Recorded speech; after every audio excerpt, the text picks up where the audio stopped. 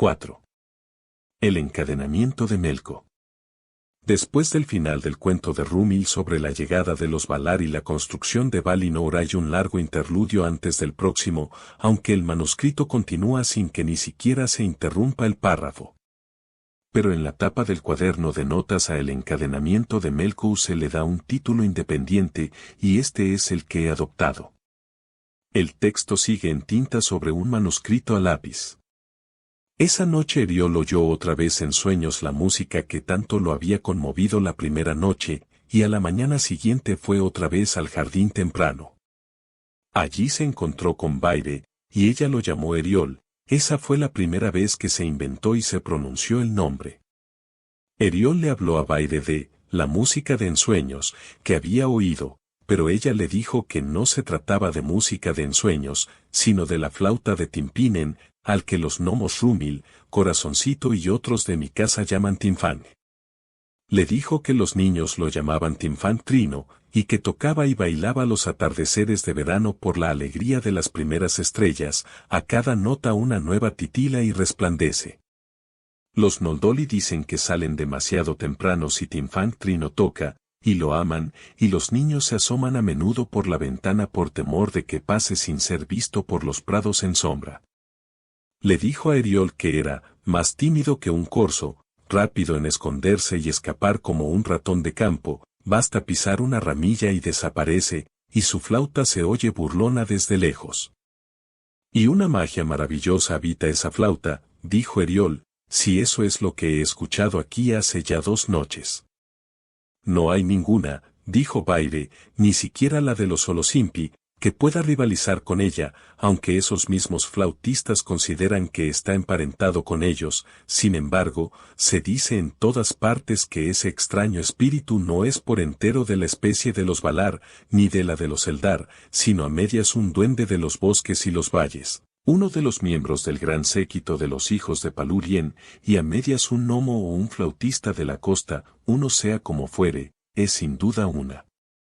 criatura maravillosamente sabia y extraña, y allí fue con los Eldar hace mucho, y no marchaba ni reposaba entre ellos, e iba siempre por delante, tocando de modo extraño, o sentándose a veces con apartada reserva. Ahora toca por los jardines terrestres, pero prefiere al El Minore, y este es el jardín que ama por sobre todos.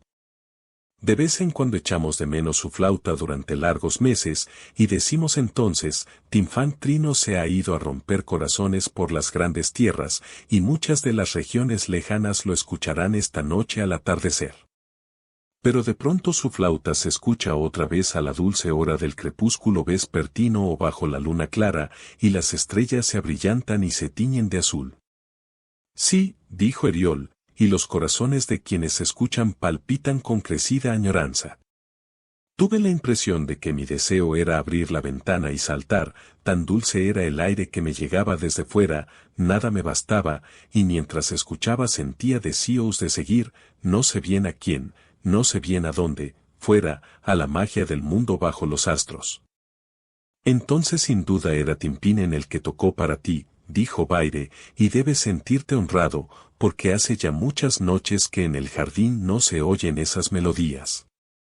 Ahora, para siempre, porque tal es el misterio de ese espíritu, amarás los crepúsculos de verano y las noches estrelladas, y esa magia será causa de que el corazón te duela de modo inconsolable. Pero, ¿no lo habéis escuchado muchas veces y a menudo, todos los que vivís aquí? Dijo Eriol. Sin embargo, no parece que estéis soportando un anhelo comprendido a medidas que no ha sido satisfecho. Y no lo soportamos, en efecto, pues tenemos Limpe, dijo ella, Limpe, la única cura posible, del que basta una gota para que el corazón pueda entender cualquier música y cualquier canto. Entonces, dijo Eriol, podría yo agotar una copa de esa buena bebida. Pero Baire le dijo que eso sería posible solo si iba en busca de Meril, la reina. La consecuencia de esa conversación entre Eriol y Baire en el prado fue que Eriol se pusiera en marcha no muchos días después, y Tinfang Trino había tocado para él muchas veces a la caída de la noche, bajo la luz de las estrellas y el brillo de la luna, hasta que su corazón estuvo satisfecho. En esa ocasión, Corazoncito fue su guía, y él buscó las estancias de Merili Turinki en su Courin de Olmos. Ahora bien, la casa de esa bella señora estaba en la ciudad misma, al pie de la gran torre que Ingil había construido. Había un amplio bosquecillo de los más antiguos y hermosos olmos de toda esa tierra de olmos. Altos hasta el cielo se elevaban en tres decrecientes niveles de brillante follaje, y la luz del sol que se filtraba entre ellos era muy fresca y de un verde dorado. En medio había un prado extenso de hierbas suaves como terciopelo, y alrededor los árboles trazaban un círculo, de modo que las sombras eran densas en los bordes, pero el resplandor del sol daba todo el día en el centro. Allí se levantaba una hermosa casa, y estaba toda construida de blanco, de una blancura que resplandecía, pero sobre el techo crecían un musgo tan denso y siempre vivas y muchas extrañas plantas trepadoras, que el material del que otrora había sido hecho era invisible bajo el laberinto de colores, dorados, rojizos, escarlatas y verdes. Innumerables pájaros parloteaban en los aleros, y algunos cantaban sobre los tejados, mientras palomas y torcasas volaban en círculo sobre el courin o se dejaban caer en el césped. Toda la vivienda estaba envuelta en flores. Racimos de capullos la rodeaban, espigas y hasta cimarañas florecidas, flores de panículas y umbelas que miraban al sol. Allí soltaban por el aire ligeramente agitado unos aromas que se mezclaban en una fragancia de maravilloso hechizo, y los tintes y colores se esparcían y se juntaban de acuerdo con la casualidad y la alegría del crecimiento. Durante todo el día zumbaban allí las abejas entre las flores, volaban por encima del techo y los macizos perfumados y los senderos, y aún por las frescas galerías de la casa. Ahora bien, cuando Corazoncito y Eriol ascendían la colina, el mediodía había pasado, y el sol brillaba decidido sobre el lado occidental de la torre de Ingil. No tardaron en llegar a un muro de bloques de piedra labrada inclinado hacia afuera, pero sobre él crecían hierbas y campánulas y margaritas amarillas. Encontraron en el muro una portezuela, y más allá se extendía un claro bajo los olmos y un sendero bordeado por arbustos en un lado, y en el otro por una corriente que susurraba sobre un lecho de tierra vegetal. La corriente conducía hasta el borde del prado, y una vez allí dijo Corazoncito señalando la Casa Blanca, mira la morada de Merili Turinki, y como no tengo yo asunto alguno con tan grande señora, emprenderé el camino de regreso.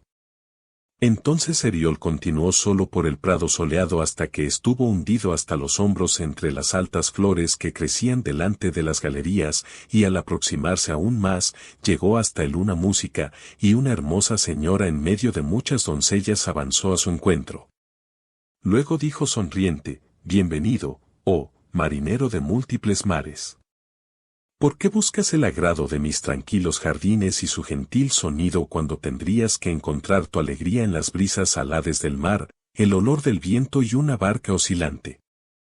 Durante un tiempo Eriol no pudo responder, pues la belleza de esa señora y el encanto de ese sitio florido le habían paralizado la lengua. Sin embargo, a la larga musitó que mares había visto bastantes, pero jamás se sentiría saciado en esta tan agraciada tierra. No, dijo ella. Un día de otoño soplarán los vientos y una gaviota arrastrada, quizá, se lamentará en lo alto, y entonces recordarás con desolada nostalgia las negras costas de tu país. 2.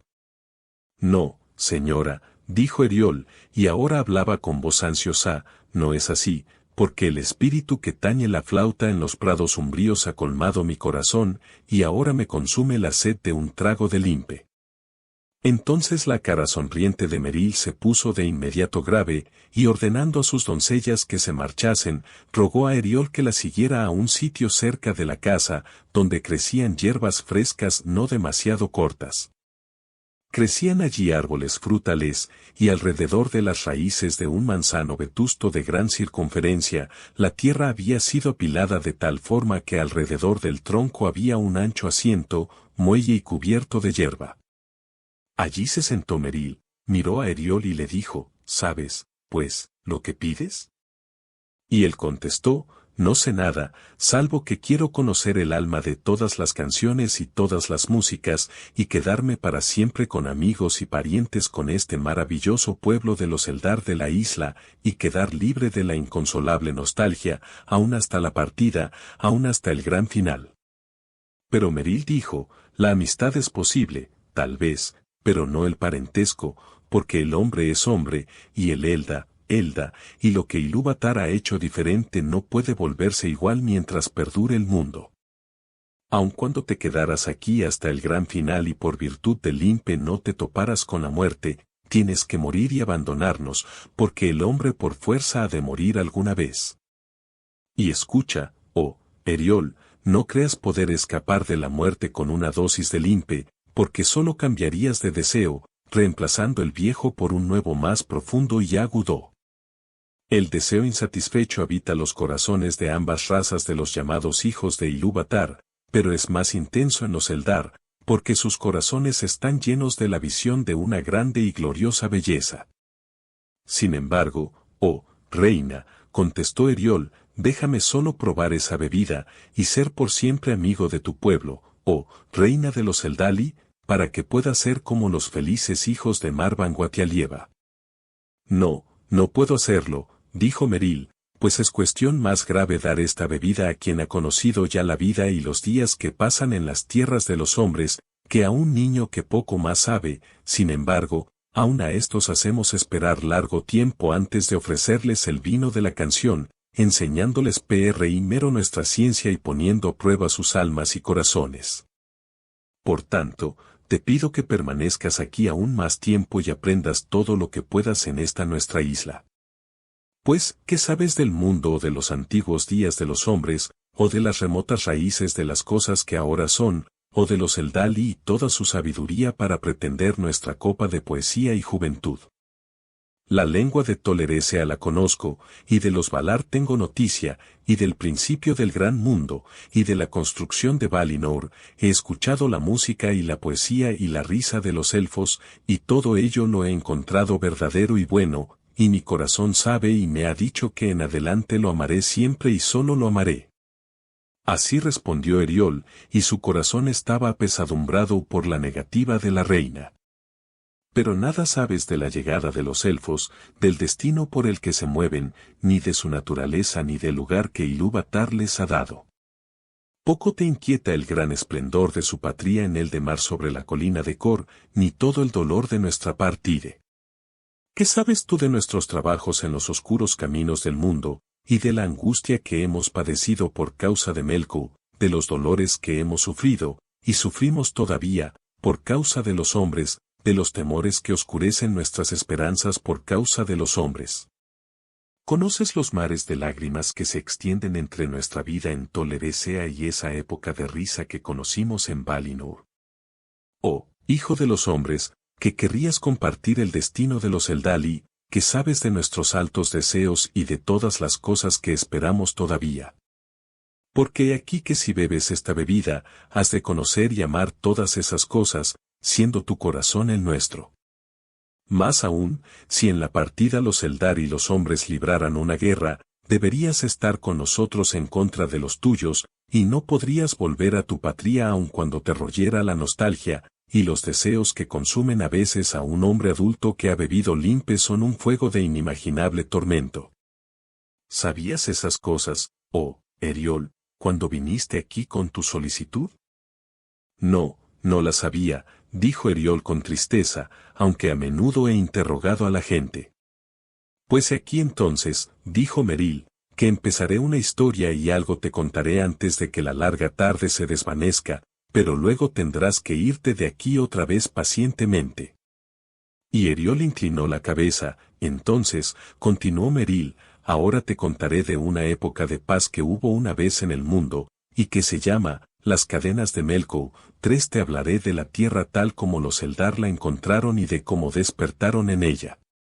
He aquí que Valinor ha sido construida y los dioses viven en paz, porque Melkor está lejos, excavando y fortificándose con hierro y frío, pero Máker y Mea se cabalgan en los ventarrones y se regocijan en los terremotos y en el dominio de las furias de los mares antiguos.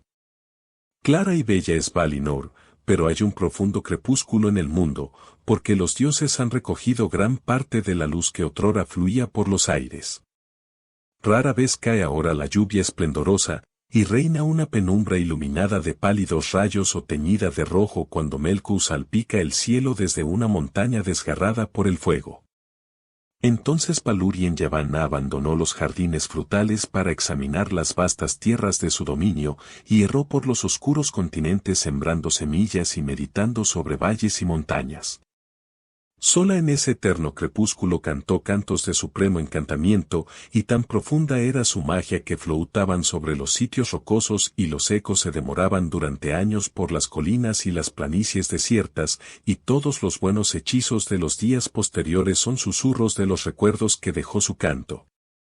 Entonces empezaron a crecer allí cosas, hongos y extrañas plantas llenaron los lugares húmedos, y líquenes y musgos se arrastraron furtivos sobre las rocas y les comieron la cara, y las rocas se desmoronaron y se convirtieron en polvo, y las plantas trepadoras se deshicieron, y hubo allí tierra vegetal, y en ella crecieron en silencio helechos y plantas con verrugas, y extrañas criaturas asomaban la cabeza por las grietas y se arrastraban por las piedras.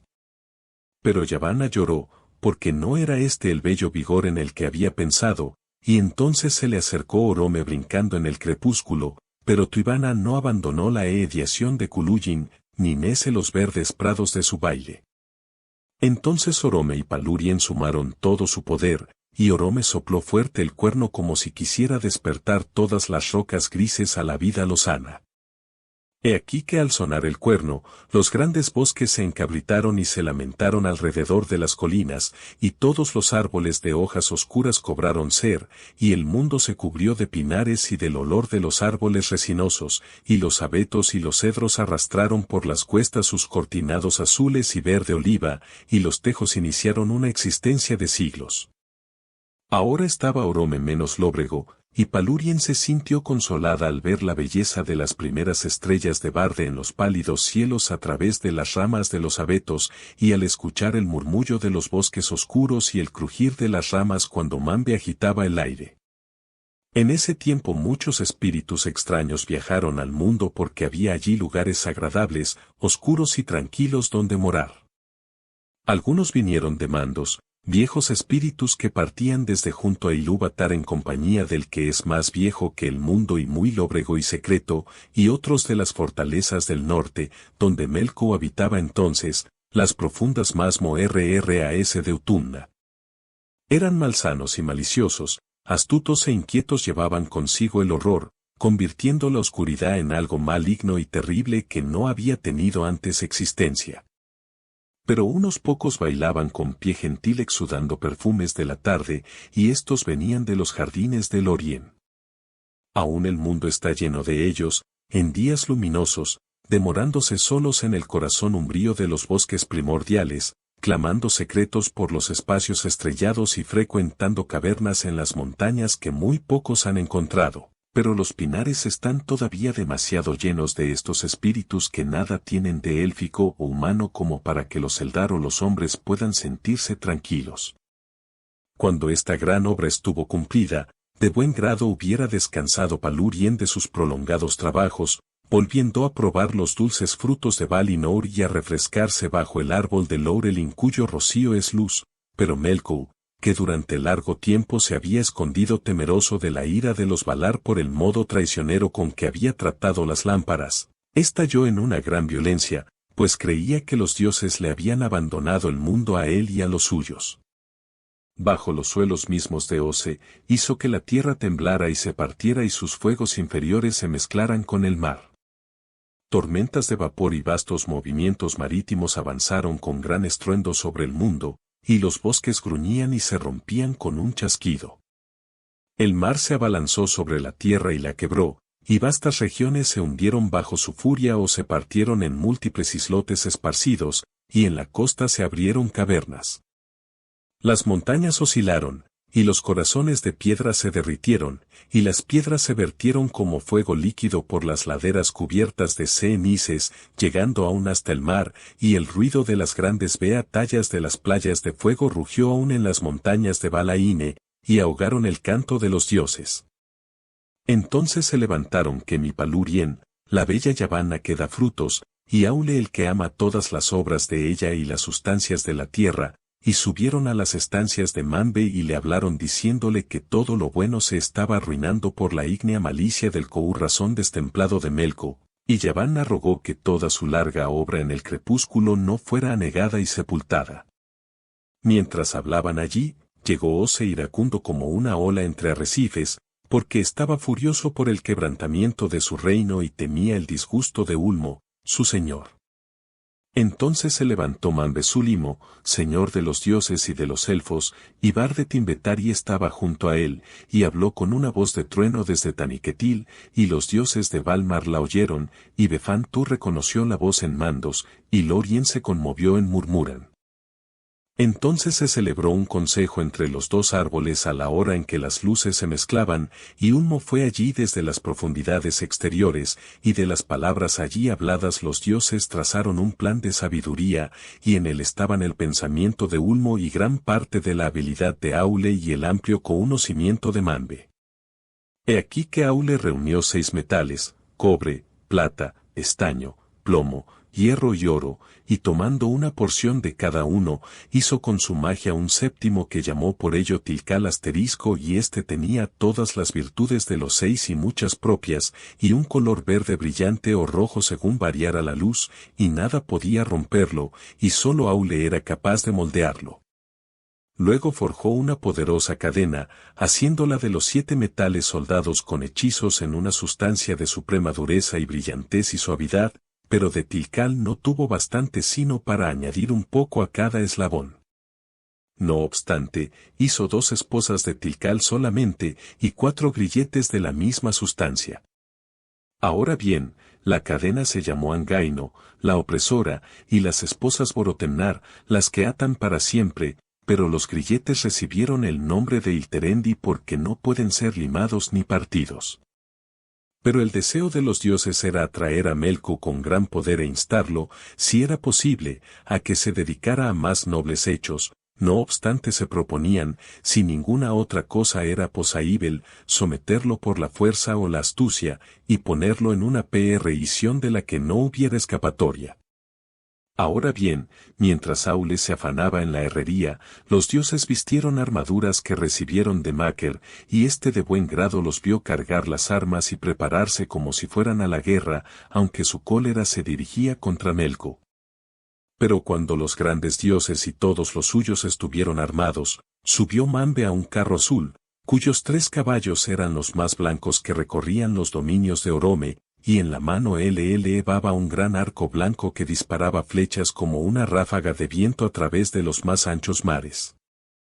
Fionbe, su hijo, estaba tras él, y Nornore, que era su heraldo, corría por delante, pero Orome cabalgaba solo un caballo castaño y llevaba una lanza, y Tulkas daba poderosas zancadas junto a los estribos vestido con una túnica de cuero y un cinturón de bronce, y no llevaba armas, salvo un guante en la mano derecha forrada de hierro. Telimectar, su hijo, de talla apenas suficiente para intervenir en la guerra, iba junto a él con una larga espada a la cintura, sujeta por una faja de plata. En un carro negro avanzaban los Fanturi con un caballo negro del lado de Mandos y uno moteado de gris del lado del Orien, y Salmar y Omar iban por detrás corriendo velozmente, pero Aule, que se había demorado demasiado en la herrería, era el último, y no estaba armado, pero había cogido su martillo de largo mango al terminar la forja y se dirigía deprisa a los bordes del mar sombrío, y las brasas de su cadena eran cargadas por detrás por 4 herreros. En esas costas Falma no se les salió al encuentro y los transportó en una poderosa balsa sobre la que él mismo viajaba revestido con una cota de malla resplandeciente, pero Ulmo Bailimo se les había adelantado mucho, bramando en su carro de aguas profundas, y tocaba airado una trompeta de caracolas. Así fue que los dioses atravesaron el mar y sortearon las islas y pusieron pie en vastas tierras, y avanzaron con gran poder y cólera más profundamente hacia el norte. Así pasaron por las montañas de hierro e Isilome que se extiende oscuro más allá, y llegaron a los ríos y a las colinas de hielo. Allí Melkor sacudió la tierra bajo sus pies, e hizo que las cumbres cubiertas de nieve eructaran llamas. Sin embargo, a pesar de la grandeza del despliegue de sus vasallos, que infectaban todas las sendas, no consiguieron interceptarles el camino. Allí, en lo más profundo del norte, más allá aún del arruinado pilar Ringil, llegaron a los enormes portones de la profunda Utumna, y Melkor los cerró con gran estrépito delante de sus mismas caras. Entonces Tulkas, furioso, los golpeó tenante con su gran puño, y los portones resonaron, pero no cedieron, y Orome, desmontando, cogió el cuerno y sopló en él de tal modo que se abrieron instantáneamente, y Manbe levantó su voz inmensurable y ordenó a Melkor que saliera. Pero aunque en las profundidades de esas estancias Melkor lo oyó y se sintió intranquilo, no salió, sino que envió a Langón, su sirviente, y por su mediación les dijo que se regocijaba y se maravillaba de ver a los dioses ante sus puertas. De buen grado les daría la bienvenida, pero por la pobreza de su morada no podía atender de manera adecuada a más de 2 de ellos, y rogaba que ni Manbe ni Tulkas fueran parte del dúo, pues uno merecía y el otro exigía una hospitalidad de mayor riqueza. Si esto no fuera del agrado de los dioses, con gusto escucharía al heraldo de Manbe para enterarse de qué era eso que tanto deseaban los dioses para haber abandonado así los blandos diváns y la molicie de Valinor, y hacerse presentes en los sitios lóbregos donde Melkor trabajaba humildemente y llevaba a cabo su fatigosa obra. Entonces Manbe y Ulmo y todos los dioses montaron en gran cólera ante la sutileza y aduladora insolencia de las palabras de Melkor, y el furibundo Tulkas habría empezado a descender sin más las escaleras angostas que se perdían de vista más allá de las puertas, pero los otros lo detuvieron, y Aule juzgó que era claro por las palabras de Melkor que mostraba prudencia y cautela en aquella cuestión, y se advertía claramente a cuáles de los dioses temía más y a cuáles no deseaba ver en sus estancias. Por tanto, dijo, concibamos un medio por el que esos 2 puedan llegar a él sin que se dé cuenta, y quizá baste el miedo para que mejoren sus hábitos. A esto asintió Manbe diciendo que todas sus fuerzas difícilmente podrían arrancar a Melkor de su fortaleza, mientras que ese engaño tenía que urdirse con suma astucia para hacer caer en la trampa al maestro de la superchería. Solo por su orgullo es Melkor vulnerable, dijo Manbe, o por una batalla tal que desgarrara la tierra y derramara el mal sobre todos nosotros. Y Manbe intentó evitar toda lucha entre Ainur y Ainur. Por tanto, cuando los dioses hubieron concertado un plan para atrapar a Melkor aprovechando su abrumador orgullo, concibieron astutas palabras supuestamente atribuidas al mismo Manbe, y las pusieron en boca de Nornore, que descendió y las pronunció delante del trono de Melkor. He aquí, dijo, que los dioses han venido a pedir el perdón de Melkor, pues al ver su gran enfado y el mundo destrozado por su furia se han preguntado los unos a los otros: ¿por qué está disgustado Melkor? Y los unos se respondieron a los otros viendo los tumultos provocados por su poder: ¿no es acaso el más grande de entre nosotros? ¿Por qué no vive el más poderoso de los Valar en Valinor? Sin duda tiene motivos para estar indignado. Vayamos nosotros a Utumna y roguémosle que viva en Valinor, para que Valmar no esté vacía de su presencia. A esto, solo Tulkas se negó, pero Manbe se inclinó ante la voz común. Esto lo dijeron los dioses sabiendo el rencor que Melkor sentía por Poldoria, y ahora han venido obligando a Tulkas mediante la violencia a rogarte que los perdones y que vuelvas con ellos a completar su gloria, y que vivas si tal es tu voluntad en las estancias de Maker, hasta que Aule pueda construirte una gran mansión, y sus torres sobrepasarán Taniquetil. A esto respondió Melkor con ansiedad, pues su orgullo ilimitado ya había ahogado su astucia. Por fin pronuncian los dioses bellas palabras, y justas además, pero antes que les conceda esa merced, mi corazón ha de apaciguarse después de las viejas ofensas. Por tanto, han de venir aquí después de deponer las armas junto a los portones, y rendirme homenaje en estas mis profundas estancias de Utumna, pero a Tulkas no lo veré, y si voy a Valinor lo echaré de allí. De todas estas cosas informó Nornore, y Tulkas colérico golpeó sus manos una contra otra, pero Manbe respondió que los dioses no se opondrían a los deseos del corazón de Melkor. Sin embargo Tulkas iría también, y encadenado, para ser entregado al poder y los deseos de Melkor, y esto lo concedió Melkor, ansioso por humillar a los Valar, y el encadenamiento de Tulkas le dio gran placer. Entonces los Valar dejaron sus armas junto a los portones, encomendando sin embargo que se montara guardia sobre ellas, y pusieron la cadena Angaino alrededor del cuello y los brazos de Tulkas, que apenas podía soportar aquel gran peso, y entonces siguieron a Manbe y a su heraldo por las cavernas del norte. Allí estaba Melkor sentado en el trono, y esa cámara estaba iluminada por braseros llameantes y de magia maligna, y formas extrañas se movían con febriles movimientos de un lado a otro, y serpientes de gran tamaño se enrollaban y desenrollaban sin descanso alrededor de los pilares que sostenían el alto techo. Entonces dijo Manbe, he aquí que hemos venido y te saludamos en tus propias estancias, ven ahora y quédate en Valinor. Pero Melkor no estaba dispuesto a renunciar tan fácilmente a su placer. No, dijo, primero, tú, Manbe, has de venir y arrodillarte ante mí, y después de ti, todos los Valar, pero el último será Tulkas, que deberá besarme el pie, porque tengo en mente algo por lo que no debo a Poldore a un gran amor. Ahora bien, se proponía dar una patada a Tulkas en la boca en pago por el puñetazo recibido hacía ya mucho, pero los Valar habían previsto algo de esto y fingieron humillarse para de ese modo sacar a Melkor de su fortaleza de Utumna. En verdad, Manbe hasta el final tuvo esperanzas de paz y amistad, y los dioses, a su ruego, habrían estado dispuestos a recibir a Melkor en Valinor bajo una tregua y con promesas de amistad, si no hubiera sido insaciable su orgullo e indoblegable su obstinación en hacer el mal. Ahora, sin embargo, poca merced quedaba para él en sus corazones, viendo que se empeñaba en exigir que Manbe le rindiera homenaje y Tulkas se inclinara ante aquellos pies despiadados. No obstante, el Señor de los dioses y de los elfos se aproximó al trono de Melkor e hizo ademán de arrodillarse, porque ese era el plan para hacer caer en la trampa al malvado. Pero he aquí que tal fue la ira que se inflamó en los corazones de Tulkas y de Aule ante la escena, que Tulkas cruzó la cámara de un salto a pesar de Angaino, y Aule estaba detrás de él, y Orome siguió a su padre, y en el recinto hubo un gran tumulto. Entonces Melkor se puso en pie de un salto dando altas voces, y su gente acudió por todos aquellos torvos pasajes en su ayuda. Enseguida golpeó a Manbe con un mayal de hierro que llevaba, pero Manbe sopló suavemente sobre él y las espiguillas de hierro se doblaron hacia atrás y Tulkas le asestó un golpe a Melkor en los dientes con el puño de hierro, y él y Aule lo cogieron, y sin demora lo envolvieron 30 veces en las brasas de Angaino. Dijo entonces Orome, me gustaría que fuera posible matarlo.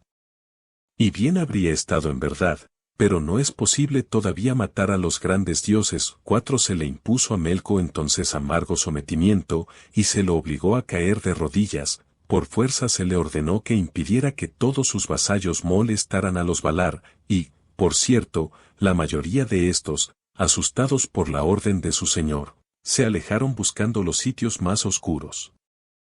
Tulkas por cierto sacó a Melkor a la rastra hasta delante de los portones y allí Aule le puso en cada muñeca una de las Borotemnar, y en cada tobillo un par de las Ilterendi, y el Tilcal se tinó de rojo en contacto con Melkor, y esas trabas nunca desde entonces soltaron esas manos y esos pies. Pues la cadena está forjada para cada uno de esos miembros, y Melkor tuvo que soportarlas mientras Tulkas y Ulmo destruían los portones de Utumna y apilaban montañas de piedra sobre ellos. Y las grietas y los lugares cavernosos bajo la superficie de la tierra están llenos todavía de los espíritus oscuros que quedaron prisioneros el día que Melkor fue atrapado, y sin embargo muchos son los caminos por los que encuentran salida al mundo exterior, fisuras desde donde gritan con la voz de la marejada sobre costas rocosas. Oscuras corrientes subterráneas que serpentean invisibles durante muchas leguas, o los arcos azules donde los glaciares de Melkor alcanzan su término. Después de sucedidas estas cosas, volvieron los dioses a Valmar por largos y oscuros caminos, vigilando a Melkor en cada momento, mientras éste roía la rabia que lo consumía. Tenía el labio partido y su cara había adquirido una extraña mirada desde que Tulkas le diera aquel golpe, pues ver la majestad de Manbe inclinada ante aquel maldito era para él insoportable, aun como parte de un plan. Ahora bien, se estableció una corte sobre las cuestas de Taniquetil, y Melco compareció ante todos los valí, 5 grandes y pequeños, atado delante del trono de plata de Manbe. Contra él habló Ose, y Orome, y Ulmo con profunda ira, y Vana con aborrecimiento, proclamando hechos violentos y crueles. No hubies tante habló Máquer en favor de Melco, aunque no con calor, pues dijo, no estaría bien que la paz durara para siempre. Ya ningún golpe resuena en la eterna quietud de Valinor, por lo que, si nunca hubiese una acción guerrera y no se sintiera la alegría del alboroto, ni aun en el mundo exterior, resultaría tedioso en verdad, y por mi parte no aspiro yo a tiempos semejantes. Entonces se levantó Palurien apenada y deshecha en lágrimas y habló de la difícil situación de la tierra y de la gran belleza de lo que ella había planeado, y de las cosas que deseaba hacer ardientemente, de la riqueza de hierbas y flores, de los árboles y los frutos y los granos que podría dar la tierra, con que sólo hubiera paz en ella. Procurad, oh, Valar, que los elfos y los hombres no estén desprovistos de todo solaz cuando les llegue la hora de entrar en la tierra. Pero Melkor se retorció de rabia e impotencia al oír el nombre de los Eldar y de los hombres. Ahora bien, Aule le prestó caluroso apoyo en esto, y tras él, muchos otros dioses, pero Mandos y Lorien callaron. Nunca hablan mucho en las asambleas de los Valar, ni tampoco, por cierto, en otras ocasiones, pero Tulkas se levantó airado en medio de la reunión y se alejó, pues no podía soportar parlamentos cuando creía que la culpa era clara. Hubiera preferido que se desencadenara a Melkor y luchar allí mismo con él dándole de bofetadas en premio a sus desaguisados, en lugar de sostener elevados debates sobre ellos. Pero Manbe permanecía sentado y escuchaba y se conmovió por el discurso de Palurien. Sin embargo consideraba que Melkor era un Ainu, y poderoso fuera de toda medida para el bien o el mal del futuro del mundo. Por tanto, desechó la dureza y este fue el veredicto. Durante 3 edades mientras estuvieran disgustados los dioses, Melkor estaría encadenado en una bóveda de mandos con la Angaino, y después tendría que trasladarse a la luz de los 2 árboles, pero solo para que durante 4 edades permaneciera como sirviente en casa de Tulkas y le obedeciera purgando la antigua malicia. Así, dijo Manbe, y sin embargo, difícilmente podrás ganar de nuevo el favor de los dioses. Tardarán en tolerar que habites en una casa, y que tengas algún bien entre ellos como es propio de un vale y un señor de los Ainur.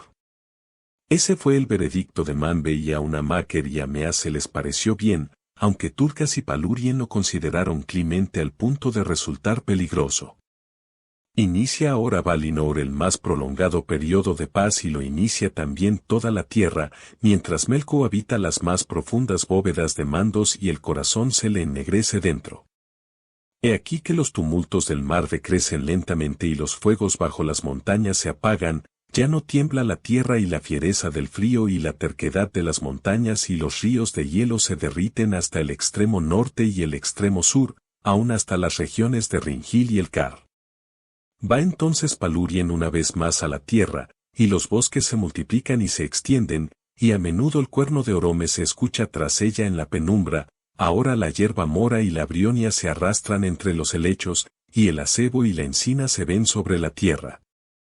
Aún las caras de los acantilados se cubren de hiedras y de plantas trepadoras en la calma de los vientos y sobre la quietud del mar, y en todas las cavernas y las costas crecen matorrales, y vastas algas marinas cobran vida meciéndose dulcemente cuando se mueven las aguas. Viene ahora ese vale y se sienta en un promontorio de las grandes tierras, ocioso en la quietud de su reino, y contempla como Palurien llena el tranquilo crepúsculo de la tierra de criaturas voladoras.